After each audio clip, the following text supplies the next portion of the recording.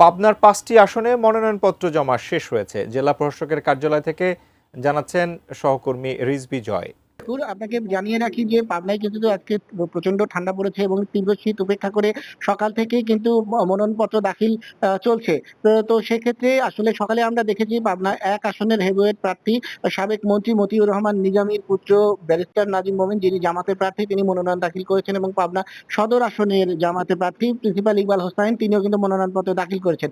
এর পাশাপাশি পাবনা ১ আসনে বিএনপি চেয়ারপারসনের উপদেষ্টা হাবিবুর রহমান হাবিবের পক্ষে বিএনপির মনোনয়ন দাখিল করেছেন।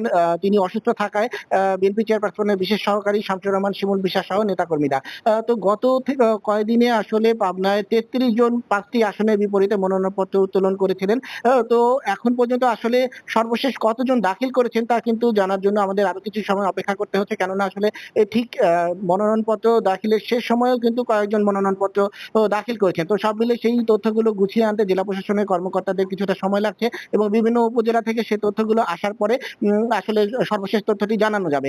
তবে একটি বিষয় জানিয়ে রাখা দরকার, এখানে পাবনা ১ আসনে বিএনপির যিনি প্রার্থী রয়েছেন তিনি ছাড়াও আরো কয়েকজন মনোনয়নপত্র কিন্তু দাখিল করেছেন। তার মধ্যে সাঁথিয়া উপজেলা বিএনপির সাবেক আহ্বায়ক খায়রুন্নাহার মিরু, যুবদল নেতা শফিকুল ইসলাম মাসুদ, তাঁতি দল নেতা ইউনুস আলী, এছাড়া পাবনা ৪ আসনে সাবেক এমপি সিরাজুল ইসলাম সর্দার এবং জেলা বিএনপির সাবেক যুগ্ম সম্পাদক জাকারিয়া পিন্টু, তিনিও কিন্তু মনোনয়নপত্র দাখিল করেছেন। এর পাশাপাশি গণ অধিকার পরিষদ, এবি পার্টি এবং ইসলামী আন্দোলনের প্রার্থীরা মনোনয়নপত্র দাখিল করেছেন। এর বাইরে পাবনা ১ আসনে সাবেক তথ্য প্রতিমন্ত্রী অধ্যাপক আবু সাঈদ, তিনি স্বতন্ত্র হিসেবে মনোনয়ন উত্তোলন করেছিলেন এবং তার পক্ষেও এই মনোনয়ন আজকে দাখিল করা হয়েছে বলে আমরা এ পর্যন্ত জানতে পেরেছি। তো শাকুর, এই ছিল আমার কাছে সর্বশেষ খবর। মনোনয়নপত্র ঠিক কতজন দাখিল করলেন সেটি আমরা পরবর্তীতে সুনির্দিষ্টভাবে জানাতে পারবো।